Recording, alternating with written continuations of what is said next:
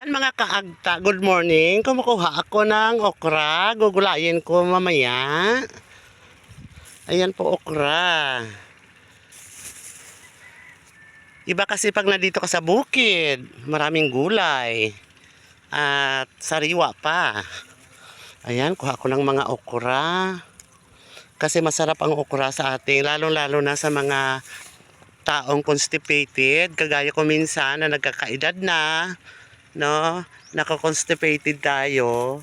Kaya minabuti kong kumain ng maraming gulay, okra, saluyot. Huwag itong bulaklak ha. Kasi ano yan, palamuti lang yan dyan sa kasama sa tanim. Kagaya nito mga okra lang. Ayan, kay Nanay Guyang itong tanim. Bumili ako ng bere 20 pesos na okra. Dito lang yan sa bukid.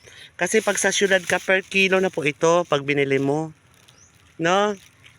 Ayan, dito tayo sa unahan pa. Oh. Maraming sinaning tanim. Dito lang po yan sa gilid ng kalsada na sinorbe namin. Ayan po. Okra-okra. Sariwang okra. Kagaya ko na baklang. Maganda. Charot. O, diba? Ayan. So, kailangan pong kumain tayo ng gulay. Napaka-healthy po ng gulay. Para po sa ating katawan, no?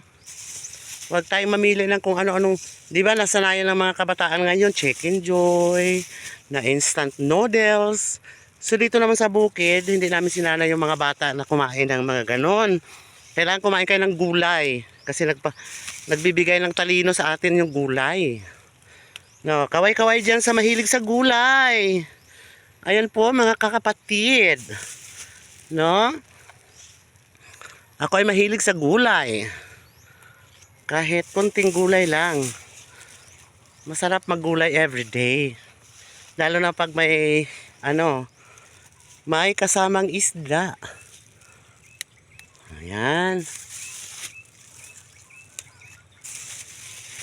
Okay. Dito tayo sa kabila pa oh. Kay Nanay Guyang itong tanim. Hindi na ako sumama doon. Nagsorbe sila ni Kapitan at sukat ng right of way, o hindi naman matatawag na right of way, that is the donation po ng kaninyang lupa para po pag nagkongkriting dito sito na po lahat at pwede na pong permahan nila, no? Ayan po mga kapatid, ayan. Kukuha tayo ng malunggay, kahit konting malunggay lang. Ayan po, malunggay.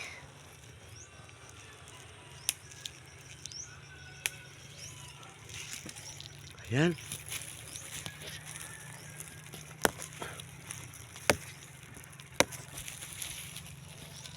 Ayan, saluyot na lang ang kulang. Guys, saluyot. Okay. Bye-bye.